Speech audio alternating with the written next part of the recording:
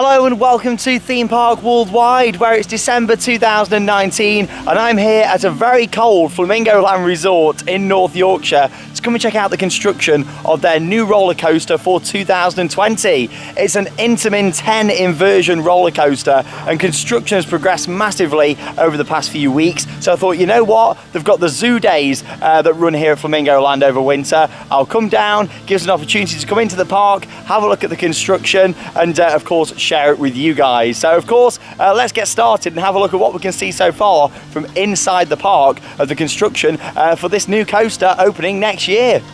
Let's start off then by giving you a bit of an idea of how it looks from inside the park, and also it gives you a perspective on whereabouts it's located. Here you can see a few different angles from around the park looking towards the new coaster. Now it is currently unnamed, however I am very much looking forward to hearing what the name will be and also if there's going to be a theme for this ride as well. Now it's actually going to be the 10th roller coaster to be built at Flamingo Land Resort and their first manufactured by Intamin. Now of course they've had a few coasters that have come and gone over the years, but there's currently 9 operating coasters and this will be their 10th. So yeah, very exciting for them. The ride's actually been built on the location of the former corkscrew roller coaster that operated from 1983 through until 2011. Since its closure, the site has mostly been used as storage, apart from some of the sites where there was a cycle monorail and a few children's rides as well. They've been relocated to allow for this new coaster to go onto the site. Now I must say it looks very impressive from all these different angles from inside the park. I don't think I was the only one to think so. You can see the park's cheetahs here that were put in for 2019 at the park, this brand new exhibit. They were also very interested in the construction taking place. Now let's talk a little bit of history about the ride itself. So the coaster was originally purchased by Hopi Hari, which is a theme park in Brazil.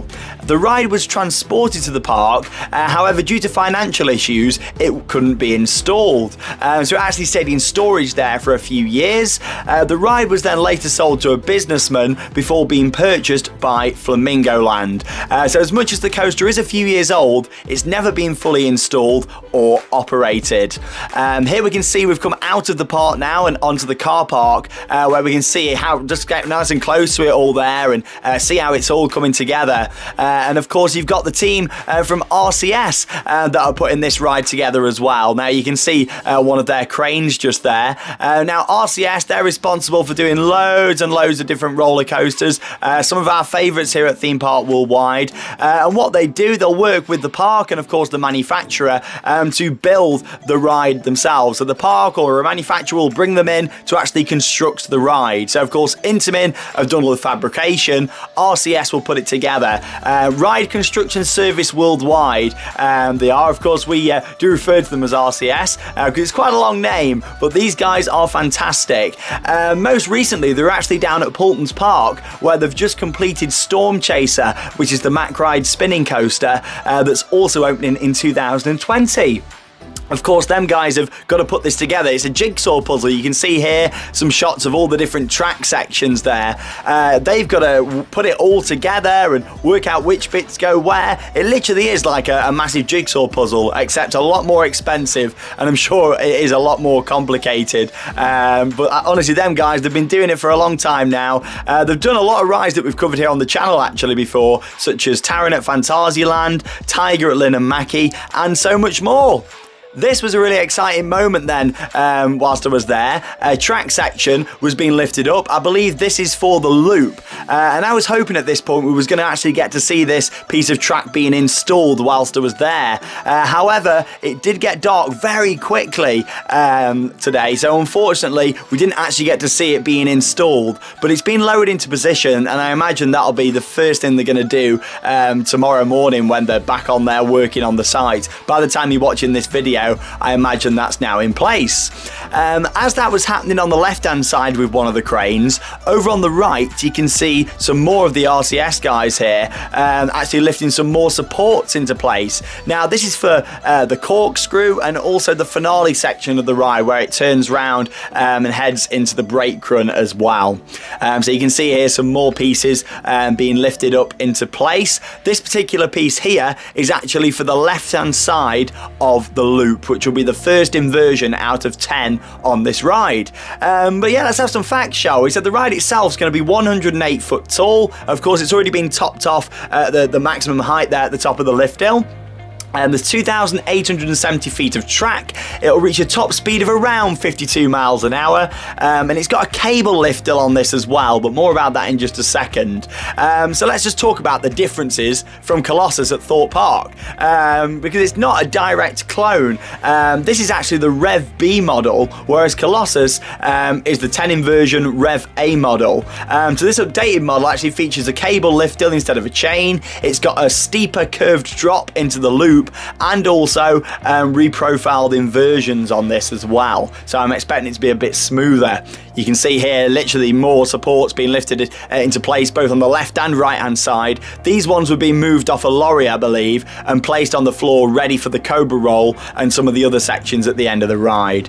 But yeah, certainly very different. I mean, this is the closest that I got here to the construction site. Again, still from the car park. This is actually the access road that leads down to the holiday village. Lots of people coming past today, so I thought, have a look from down there and show you some different angles. You can see the corkscrew there as well. That comes in before you've got the 4 like heartline rolls towards the end of the ride, and that's the first drop just there as well. You can see how it curves down, very, very different to Colossus there.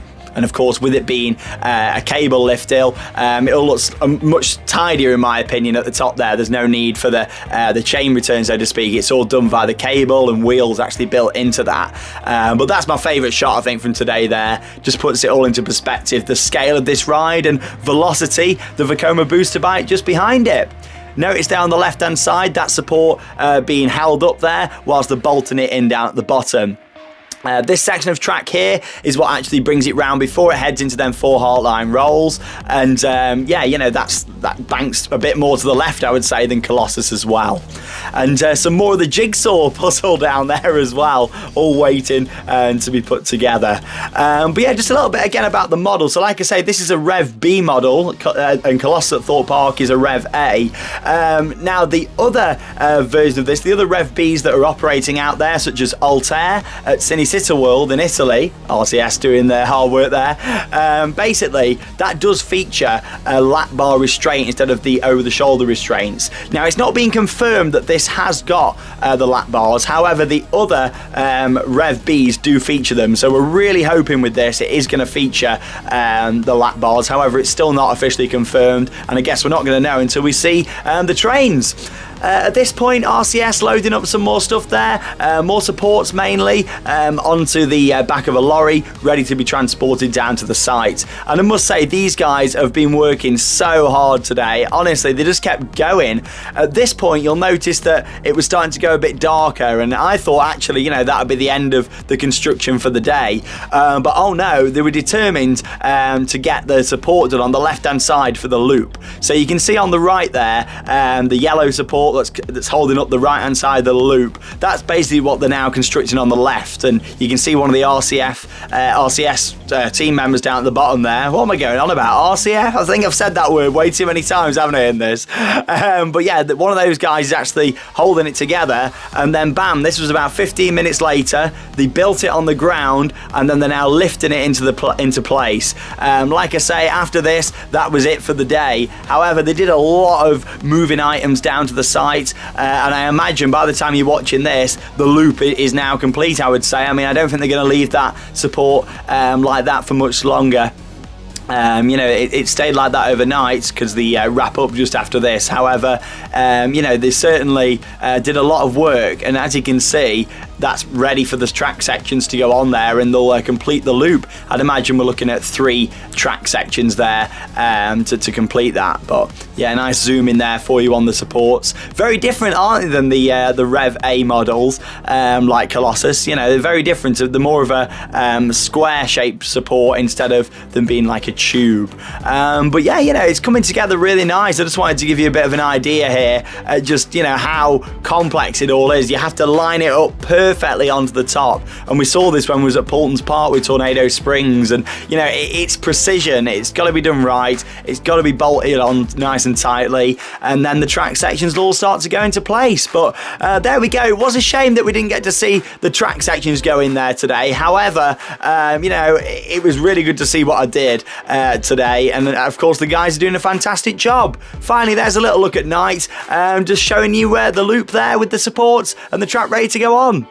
Well, I must say it's been absolutely awesome to be here at Flamingo Land and watch some parts of the installation on their Nuva 2020 roller coaster. It's coming together really well. Of course, we've seen a lot of movement on the site today in terms of a lot of supports being brought over, the erection of quite a few supports as well. Unfortunately, no track sections are actually bolted into place today. It looks like to me that's going to be the first thing on the agenda for in the morning. They're going to be straight on there and finishing off that loop. Of course, that'll be the first inversion that riders will experience on their 10 inversion roller coaster. But it has been great in terms of the zoo, walking around there as well for £8 that they charge just to walk around for an adult and to go and see the zoo on the off-peak days. I think it's good value, and of course means you get to have a sneaky look at the new coaster being built as well. But there we go. Thank you very much for watching another update here on Theme Park Worldwide, this time from Flamingo Land, and it's been great to come up here and see part of the construction. Of course, we live quite far from here. I mean, we're a couple of hours from Flamingo Land,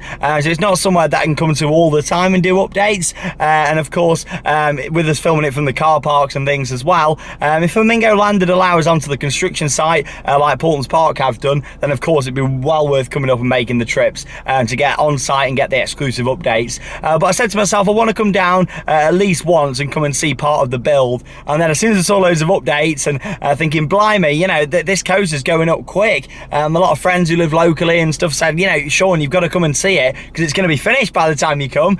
So to be honest, it's done a really good job at working and putting that coaster together. RCS are great at what they do. They've built a lot of coasters, like I say, out there around the world. And yeah, there we go. It's been nice to come up here, document it here on the channel, and who knows if I'll be up here again over winter to have another look. It all depends on how quick they build the coaster and it gets testing. And yeah, you know, I mean, we're start of December now. Things are progressing really fast down on the construction site. I'm Sean Sandbrook. Thanks for watching Theme Park Worldwide. That means it's time to cue those credits. See you in the next video.